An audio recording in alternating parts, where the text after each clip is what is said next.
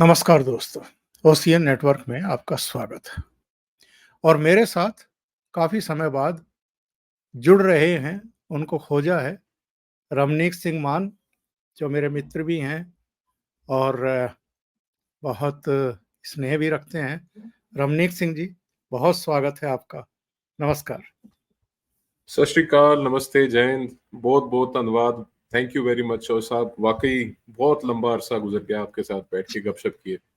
जी, रमनीक सिंह जी, पंजाब में इस समय जो लोकसभा का चुनाव होने जा रहा है या प्रक्रिया चल रही है, चुनाव प्रचार चल रहा है, सारे कैंडिडेट भी अब तो सामने आ गए हैं, अलायंसेस भी कहीं मुझे दिखाई नहीं दे रहे। भारतीय जनता पार्टी, अकाली दल का अलायंस टूट चुका है, दोनों अलग-अलग लड़ रही हैं। कांग्रेस और आम आदमी पार्टी दिल्ली में साथ मिलकर के लड़ रही हैं, एक 4 सीटों पर, एक 3 सीटों पर। पंजाब में वो भी साथ नहीं मिलकर के लड़ रहे हैं। तो सिचुएशन क्या देख रहे हैं, सिनेरियो क्या देख रहे हैं पंजाब की ओवरऑल? देखिए, मैं आपको एक बड़ी पिक्चर ब्रॉड सी मैं आपको बता देता हूँ।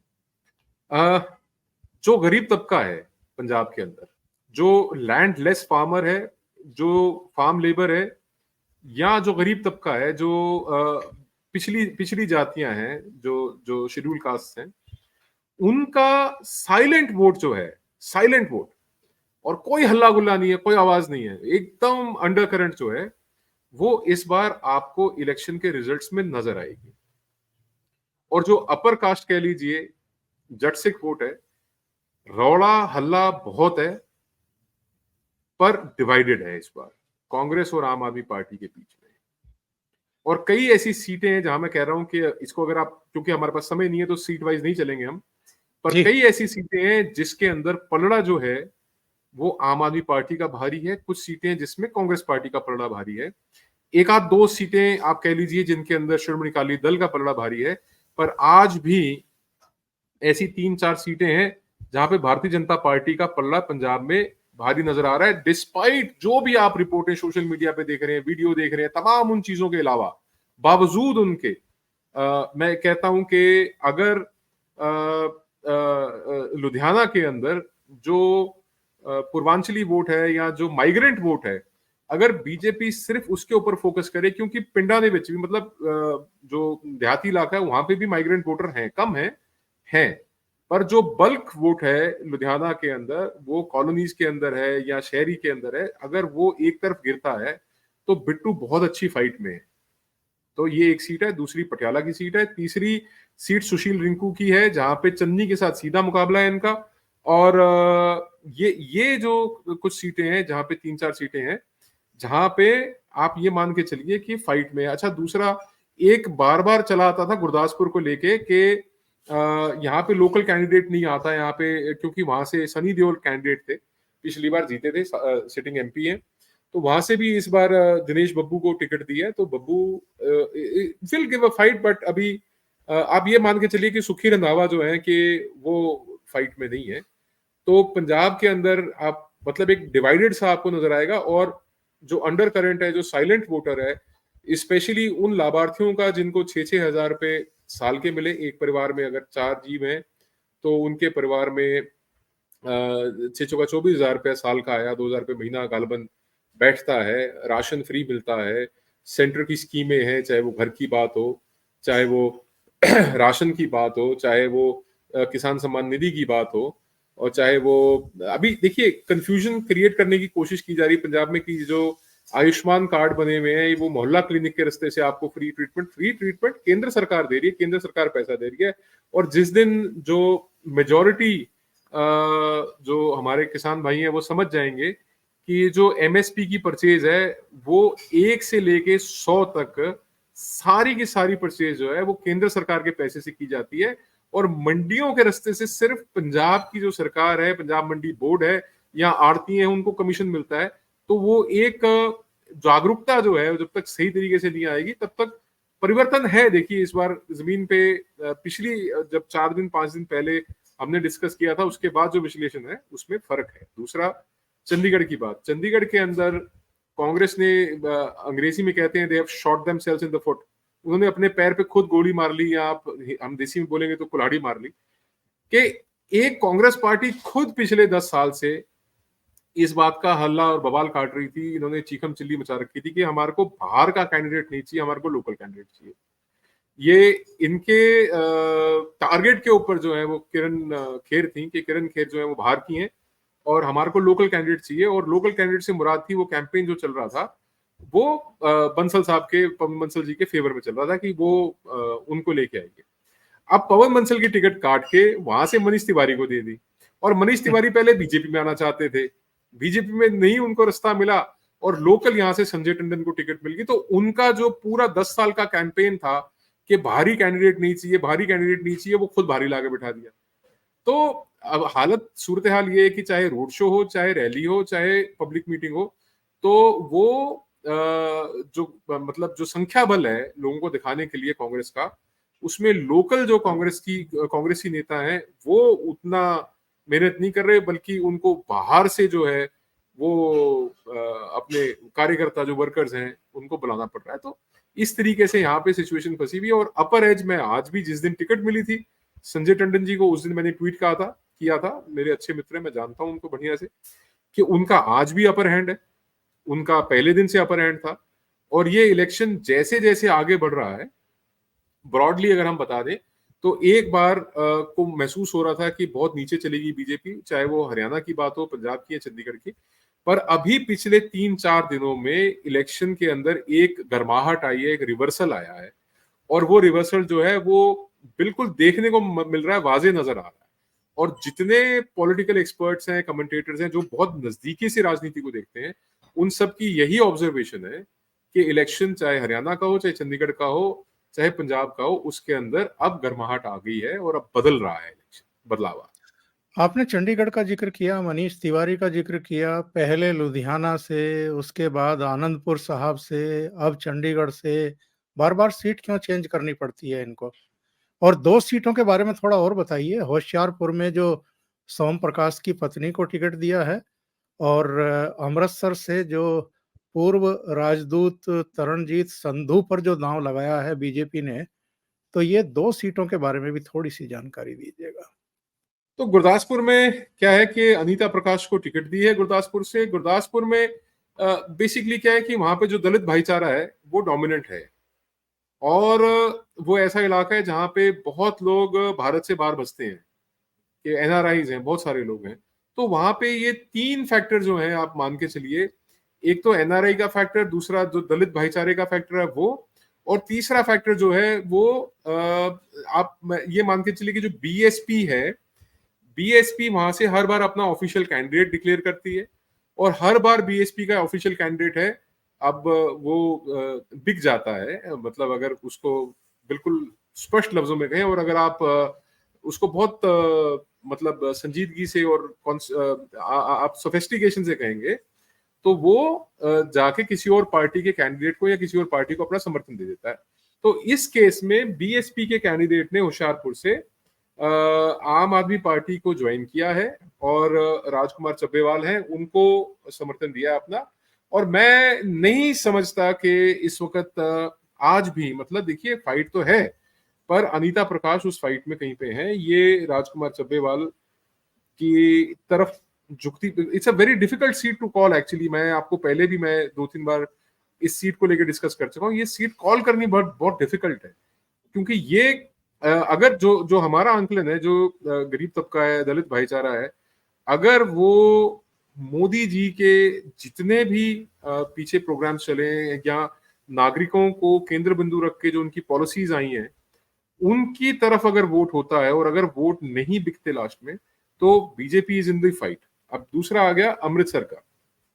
अमृतसर से अभी सिटिंग है गुरजीत औजला, और यहाँ से कुलदीप धालीवाल आम आदमी पार्टी से खड़े हैं, अनिल जोशी जो पहले बीजेपी में होते थे कांग्रेस से खड़े हैं, और तरनजीत सिंह संधू जो है वो बीजेपी से खड़े हैं। तो ये जब तरनजीत संधू आए थे, क्योंकि टिकट लेट आया कंपेयर टू दूसरी पार्टियों के बनस्पत, तो इनका इलेक्शन कैंपेन स्लो था, उठ नहीं रहा था। पर अब जैसे जैसे वक्त गुजरा है, तो ये आप मान के चलिए कि अमृतसर का इलेक्शन उठ रहा है, और जो लॉस्ट ग्राउंड था, या जो खोया हुआ था वो कैंपेन, वो काफी कवर कर चुके हैं तरनजीत संधू। और मैं समझता हूं कि कम पोलिंग डे, जिस दिन वोट पड़ेंगे उस दिन तक he will be in a very good position to give a fight. और एक दिलचस्प चीज होनी है कि अभी मोदी जी के जो दौरे हैं हरियाणा के और पंजाब के, हरियाणा में तो कल या परसों मेरा ख्याल है 18 तारीख को मोदी जी ने अंबाला में आना है, और उसके बाद अमित शाह जी के भी दौरे हैं और हो सकता है योगी आदित्यनाथ भी आए। तो अगर मोदी जी के दौरे होते, देखो इसका कारण क्या है, मैं आपको एक अंडर करंट की जो बात है वो बताता हूँ। जी हाँ, जी हाँ। ये बात मैं कर रहा हूँ फतेहगढ़ साहब की। तो फतेहगढ़ साहब में जिस वक्त राम मंदिर का इनॉग्रेशन हुआ, तो उसके बाद मेरा फतेहगढ़ साहब जाना हुआ, और मुझे खुद इस बात को देख के मतलब एक सुखद आश्चर्य हुआ कि उतने ज्यादा जो प्रभु श्री राम के झंडे हैं वो देखने को मेरे को कभी नहीं मिले। मेरे को इस बात का पता नहीं था कि फतेहगढ़ साहब जैसी जगह में इतने लोग हैं जो मतलब राम मंदिर के उद्घाटन से, राम मंदिर के बनने से, वहां पे प्राण प्रतिष्ठा से इतने प्रभावित हैं और इतने खुश हैं, और इतना जिसे कहते हैं कि उसको एक उत्सव और उत्साह के रूप में मना रहे हैं। तो वो झंडे उस वक्त भरे पड़े थे। तो उसी दिन मैंने एक चीज समझी और महसूस करी, इस बात का आभास हुआ। मैं उसके बाद जलंधर भी गया हूं, मैंने वहां पे भी चीज नोटिस करी कि जो एक अंडर करंट है ना, वो आपने हो सकता है कि जनवरी फरवरी में विटनेस कर ली हो, पर वो ट्रांसलेट अगर मई जून में जाके होती है, और खास तौर पे जो पिछड़ा वर्ग है, दलित भाईचारा है या जो गरीब तबका है, अगर उसका वोट ट्रांसफर होता है तो चौंकाने वाले रिजल्ट्स पंजाब से भी मिल सकते हैं। अच्छा रमनीक जी, एक बात ये बताइए कि जो विधानसभा चुनाव से पहले आम आदमी पार्टी की लीडरशिप ने ये नशा तस्करी का मुद्दा उठाया था, इसके अलावा कानून और व्यवस्था दुरुस्त करने की बात कही थी, जो लड़खड़ाती हुई अर्थव्यवस्था है उस पर बात की थी, जो पंथिक मामले हर चुनाव में मुद्दा बनते ही हैं, उनके सॉल्यूशन की बात भी कही थी, किसानों के जो मुद्दे हैं, एमएसपी का जो मुद्दा है उसकी भी बात कही थी, और ये भी हम जानते हैं कि पंजाब किस तरीके से कर्ज के जंजाल में फंसा हुआ है। तो ये सारे मुद्दे तो आज भी जस के तस खड़े हुए हैं। तो ये कहीं न कहीं इनके खिलाफ एक माहौल बना रहे हैं क्या आम आदमी पार्टी के? और भगवंत मान के देखिए मैं ऊपर ही छोड़ दिया सारा चुनाव एक तरीके से तो। अ, अरविंद केजरीवाल उस तरीके से पूरी जान भी नहीं लगा रहे हैं, जा भी नहीं रहे हैं। देखिए इसमें आपके एक सवाल में कई सवाल आ गए। तो सबसे पहला तो अगर हम आर्थिक स्थिति से ले लें, तो आर्थिक स्थिति में तो और ज्यादा बल्कि पंजाब को इन्होंने धसा दिया है आर्थिक क्राइसिस में। क्या इसको हिंदी में हम बोलेंगे, आर्थिक मतलब इट्स इकोनॉमिकल क्राइसिस जिसके अंदर से पंजाब आज गुजर रहा है। लॉ बिल्कुल एंड ऑर्डर की दलदल में जैसे सिचुएशन जो फँसे है, हुए हैं। जी हाँ। हाँ लॉ एंड ऑर्डर की सिचुएशन जो है, इट मैं महसूस कर रहा हूं कि शायद जो काला दौर था, जो उग्रवाद का जमाना था, दौर था, उसके बाद आज पंजाब शायद सबसे बुरे हालात से, लॉ एंड ऑर्डर की स्थिति से, नजर से अगर आप देखें तो उससे गुजर रहा है। सबसे सबसे बुरे आर्थिक हालातों से, सबसे बुरे ये लॉ एंड ऑर्डर की सिचुएशन से पंजाब आज गुजर रहा है। तीसरी बात आपने कही किसानों की, एमएसपी की। तो एमएसपी को लेके भगवंत मान और अरविंद केजरीवाल दोनों का बयान जो है, माफ कीजिए, वो आया कि हमारे पास इसका सॉल्यूशन है, हमारे पास इसका उपाय है, इसका इलाज है, हमारे पास इसका फॉर्मूला है। तो वो फॉर्मूला जाने कौन सी जेब की पॉकेट में रखा हुआ है, वो फॉर्मूला निकाल के देते क्यों नहीं पंजाब के लोगों को, उससे राहत मिल जाए। तो वो फॉर्मूला केवल कहने भर मात्र के लिए है, लोगों को बरगलाने के लिए, जैसे लोगों को बेवकूफ बना के, बरगला के, किसानों को किसानी की बात करके, महिलाओं को महिलाओं की बात करके, गरीबों को गरीबी की बात करके, युवाओं को युवाओं की बात करके, हर जो हमारी पॉपुलेशन है, जो हमारे नागरिक हैं, उनके सिटीजन्स की हर एक श्रेणी को, students, youth, women, old age, farmers, businessman, categorise करके सभी श्रेणियों के अंदर उनके हिसाब से इन्होंने मन लुभावने जो है वायदे और मन लुभावनी जो इन्होंने प्रोमिस किए। हकीकत में क्या हुआ, जब बात मुलाजमों की आई तो इन्होंने असिस्टेंट प्रोफेसर के ऊपर लाठियां भांजी। जब इलीगल माइनिंग रोकने की बात आई तो इन्होंने ग्रामीण जो माइनिंग माफिया के खिलाफ प्रोटेस्ट कर रहे थे उनके ऊपर इन्होंने डंडे बरसाए, पुलिस ने डंडे बरसाए, लाठीचार्ज हुआ। और पंजाब हरियाणा हाई कोर्ट ने यहाँ तक की ऑब्जर्वेशन लिया कि जो पठानकोट में रेलवे पुल गिरा है वो अवैध खनन के कारण गिरा है, और बीएसएफ को और आर्मी को एप्लीकेशन मूव करनी पड़ी हाई कोर्ट में कि बॉर्डर के इतने पास जहां से हमारे सप्लाई रूट्स हैं, जहां से हमारे जो सप्लाई लाइंस हैं, उनके पास आप इतने इतने गहरे अगर खड्डे कर देंगे, इतने इतने बड़े आप वहां पे अगर रास्ते पाड़ देंगे, तो हम कभी अगर एडवर्स सिचुएशन हो, कभी जंग की स्थिति हो, तो हम अपनी सप्लाई लाइंस कैसे हम इस्टेब्लिश करेंगे। ये तो सूरत हाल है डिफेंस का या नेशनल सिक्योरिटी का। या अब अगली आ जाती है बात भगवंत सिंह मान के घर के बाहर संगरूर में किसान जथेबंदियां जो है प्रोटेस्ट कर रही थी। किसान जथेबंदियों के प्रोटेस्ट को क्वेल करने के लिए इन्होंने लाठियां बांधी, जिसके अंदर एक किसान की मृत्यु हुई। अब बात आपका जो प्रश्न है वो बिल्कुल दुरुस्त है। बात यह है कि आम नागरिकों तक, आवाम तक, जनता तक, पब्लिक तक ये बात पहुंचाए कौन कि इनकी ये करतूतें, ये कारनामे रहे हैं, और आपके पास ऐसा व्यक्ति कौन है जिसको लोग खड़े होकर सुनते हैं, जिसकी बात लोग अपने कानों तक डालते हैं। तो मैं समझता हूं कि ये जो जिम्मेवारी है या ये जो भार है, ये भी मुझे लगता है कि शायद प्रधानमंत्री जी को अपने कंधों पर उठाना पड़ेगा जब भी वो पंजाब दौरा करें। उस वक्त वो इन वायदों को, झूठे वायदों को, जैसे हमारी माओ बहनों को इन्होंने प्रॉमिस किया था कि 18 साल से अधिक जो भी उनको 2000 रुपए महीने की पेंशन लगेगी, उनको पक्का जो फिक्स्ड भत्ता मिलेगा, और स्टूडेंट्स के लिए एम्प्लॉयमेंट अपॉर्चुनिटीज होंगी। तो ये तमाम चीजें जो इनके झूठ हैं वो, और जो इनकी एक करप्ट नीति है, जैसे पंजाब को आज एक जैसे उपनिवेशी ताकत होती है, वो कॉलोनी बना के अपना गुलाम बना के उसको लूटती है, उसके संसाधनों को लूटती है, वैसे ही दिल्ली में बैठे आम आदमी पार्टी के आम नेता, चाहे वो राघव चड्ढा, अरविंद केजरीवाल हो, संजय पाठक हो, ये लोग सब मिलके पंजाब को लूट रहे हैं, पंजाब का खून चूस रहे हैं, पंजाब के संसाधनों को लूट रहे हैं, पंजाब की जो जनता है उनके हक का पैसा जो है वो अपनी जेबों में भर रहे हैं।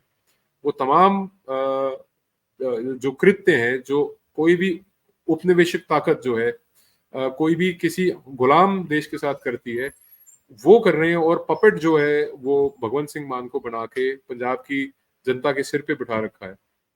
या तो आवाज बुलंद करें इन औपनिवेशी ताकतों के खिलाफ, इन आज के हिटलरों के खिलाफ, तो बात भी है। और अगर वो चुप रहते हैं, मूक दर्शक रहते हैं, तो निश्चित रूप से पंजाब की जनता जो है वो इन हिटलरों को, औपनिवेशिक ताकतों को अपना जवाब देगी।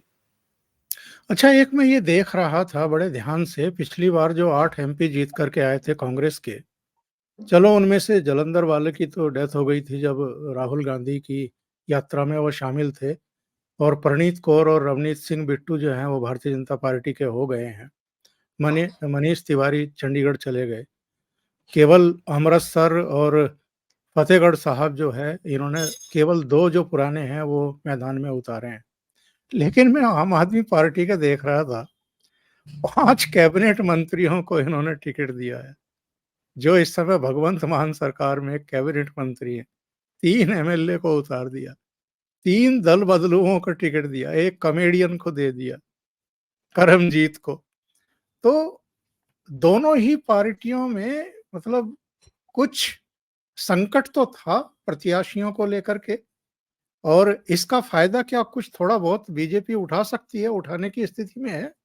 और उधर मैं देख रहा था कि सुखबीर बादल की हिम्मत नहीं हुई इस बार इलेक्शन लड़ने की, केवल जो है अपनी पत्नी को ही उन्होंने भटिंडा से मैदान में उतारा है, खुद नहीं उतरे। देखिए, 2 बातें हैं इसमें। एक तो इनके सिटिंग विधायक हैं, उनका नाम है शीतल अंगुरल। शीतल अंगुरल और सुशील कुमार रिंकू जो है, ये भी दोनों आम आदमी पार्टी छोड़ के भाजपा में आ गए। शीतल अंगुरल तो खैर पुराने भाजपा के नेता थे। तो ये सुशील रिंकू जो है ये सिटिंग एमपी है यस अंदर से। जी, उन्होंने भी आम आदमी पार्टी की टिकट मिलने के बाद आम आदमी पार्टी छोड़ी, और उसके बाद भाजपा में आए, और भाजपा से वो प्रत्याशी बने। और ऐसे ही दिलचस्प किस्सा जो है वो शिरोमणि अकाली दल के साथ चंडीगढ़ में हुआ। उनके जो ऑफिशियल कैंडिडेट हैं उन्होंने शिरोमणि अकाली दल बादल छोड़ के, और वो 36 नंबर वार्ड से पार्षद भी हैं, उन्होंने पूरी की पूरी जो चंडीगढ़ इकाई थी श्रोमणी अकाली दल की, वो आम आदमी पार्टी में चंडीगढ़ में मर्ज कर दी। तो ये दल बदलुओं का मौसम जो है, या सेलिब्रिटीज के ऊपर बेट करने का, या नया चेहरा लाने का, या फिर देखिए एक बड़ी क्लियर बात है, उस वक्त जिस वक्त ये आप कह लीजिए कि आढ़तियों का आंदोलन कह लीजिए, किसान आंदोलन हुआ, उस समय समस्या क्या हुई कि एक तरफा जो है वो जीत मिली आम आदमी पार्टी को। तो उसमें इनके पास कोई भी चेहरा था, चाहे वो स्कूटर मैकेनिक हो, चाहे मोबाइल का रिपेयर का मिस्त्री हो, चाहे कोई टीचर हो, चाहे पटवारी, कोई भी। उस वक्त इनके पास लीडरशिप नहीं थी, इनके पास लहर थी। और जिस वक्त इनके पास लीडरशिप थी 2017 में, उस वक्त ये जल्दी पीक कर गए, बहुत जल्दी पीक कर गए। और उसके बाद एक स्ट्रैटेजिक वोट ट्रांसफर हुआ, वो कहां से कहां गया वो फिर हम आपसे बता देंगे। जी जी। पर जिस वक्त सुच्चा सिंह छोटेपुर, धर्मवीर गांधी, ये बड़े नेता इनकी पार्टी को लीड कर रहे थे, गुरप्रीत गोगी, ये इनकी नीतियों के कारण, ऐसा नहीं है कि केवल कुमार ने या शाजिया ने या उधर दिल्ली के अंदर तमाम इनके नेताओं ने पार्टी छोड़ी है। हकीकत ये भी है कि पंजाब के अंदर भी इनके पास जो मास लीडर थे, या जिन लोगों की मास फॉलोइंग थी, या जिन लोगों को लोग पसंद करते थे, अब धर्मवीर गांधी जो है वो आम आदमी पार्टी से सांसद थे, और वो अब कांग्रेस पार्टी से सांसद ये चुनाव लड़ रहे हैं पटियाला से लोकसभा। पटियाला से, तो पटियाला से ये जी। कीपिंग दी फ्लॉक टुगेदर की बात है। आपके पास लीडरशिप क्राइसिस है। इस बात से ये वाजे होता है कि अगर आपको जो अभी थोड़े दिन पहले चुनाव जीत के और आपने क्लीन स्वीप किया पंजाब को, 93 सीटें लेके आए हैं, तो वही मुख्यमंत्री जब अपनी पार्लियामेंट सीट बाई इलेक्शन में नहीं बचा पाते, और उन्हीं के नेतृत्व में जब आपको अपने विधायक और अपने मंत्री जो हैं अगर आपको लोकसभा के मैदान में उतारने पड़ते हैं, तो उसका मतलब ये है कि उस वक्त लहर थी, उस लहर में वो आपके बहुत सारी आपकी कीलें जो हैं वो उस लहर में फट्टे में तैर गई। पर अब आपकी लहर नहीं है, इस बात का आपको भी इल्म है और इस बात का जनता को भी इल्म है। और जब ये परिस्थिति आती है, तो ये जो छोटी छोटी चीजें हैं, ये बड़ी बारीकी से देखी जाती हैं, समझी जाती हैं। ऐसे ही पंजाब के अंदर कांग्रेस के अंदर भी एक तमाशा हुआ, जिसमें अमरिंदर सिंह राजा बड़िंग को जो है वो आके चुनाव लड़ना पड़ा। वो चुनाव लड़ने के बिल्कुल इच्छुक नहीं थे, और उनके हालात जो है कि वो बहुत इस वक्त ठीक नहीं है। तो ये सिचुएशन ना सिर्फ आप मान के चलिए कि आम आदमी पार्टी के अंदर है, ये सिचुएशन कांग्रेस के अंदर भी है। और आपने ठीक फरमाया कि इस बार जो है जरूरत नहीं हुई सुखबीर सिंह बादल की वो खुद मैदान में उतरे या चुनाव लड़ने के लिए आए। इस बार उन्होंने जो है वो केवल अपने परिवार में से अपनी धर्मपत्नी को ही चुनाव लड़ने की, हरसिमरत बादल को उन्होंने टिकट दी है।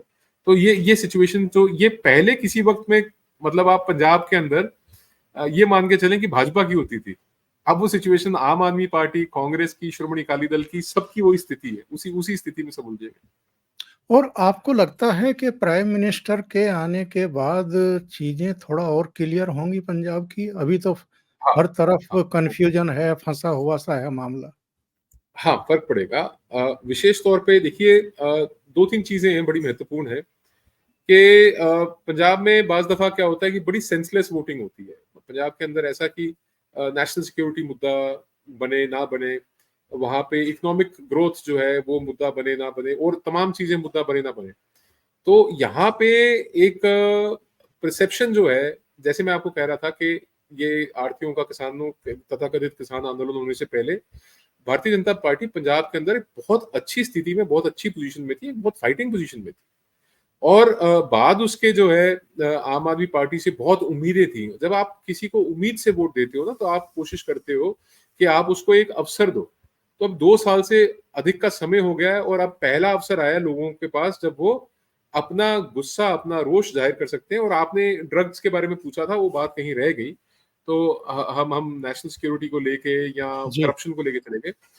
आप ये मान के चलिए कि हालात ऐसे हैं कि आपको डोमिनोज का पिज्जा 30 मिनट में मिले या नहीं मिले, आपका स्विगी जोमेटो होम डिलीवरी करे या ना करे, आपकी ओला या उबर की राइड जो है वो समय पे पहुंचे ना पहुंचे, आपके पास होम डिलीवरी जो है वो नशे की बिल्कुल समय पे होगी, बिल्कुल टाइम पे होगी। ऐसा नेटवर्क जो है इस वक्त ड्रग्स का पंजाब के अंदर बना हुआ है।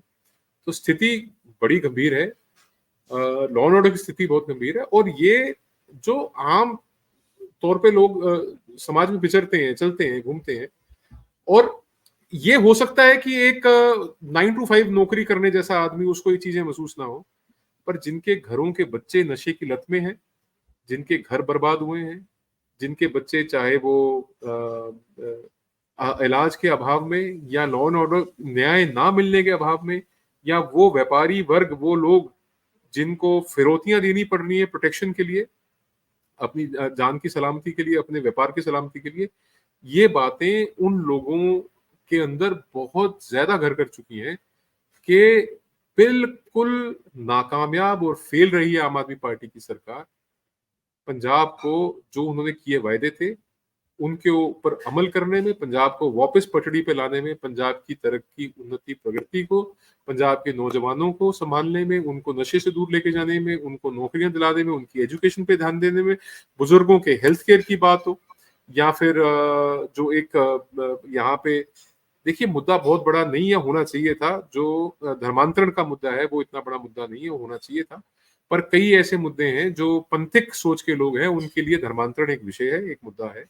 और जिस तरीके के हालात जो है पिछले दिनों में पैदा हुए हैं, जहां डिस्टेबलाइज हुआ है, वो है। पर आपने सीधा सवाल आपका वो था कि क्या प्रधानमंत्री जी के आने से कोई अंतर है? तो जो जी। गरीब तबका है वो प्रधानमंत्री के साथ जुड़ाव महसूस करता है, जो पिछड़ा वर्ग है, जो हमारा दलित भाईचारा है, वो प्रधानमंत्री जी के साथ जुड़ाव महसूस करता है। और एक बड़ी विशेष बात है कि जो एक अंडर करंट मैं आपको जैसे उदाहरण दे रहा था फतेहगढ़ साहब का और जलंधर का, जहाँ पे वो तमाम हमने प्रभु राम के जो झंडे देखे हमने, वो एक अंडर करंट है, उसको कभी भी अंडर वैल्यू नहीं करना चाहिए। और अगर मोदी जी के साथ साथ योगी जी का भी अगर 1 या 2 दौरे पंजाब में हो जाए तो वो सोने पे सुहागे का काम करेगा। रमनीक सिंह जी, बहुत आभार, बहुत धन्यवाद आपका। आप जुड़े और महत्वपूर्ण मुद्दों पर आपने चर्चा की। सत श्री नमस्कार। अकाल, नमस्ते, जय हिंद जी। जय हिंद।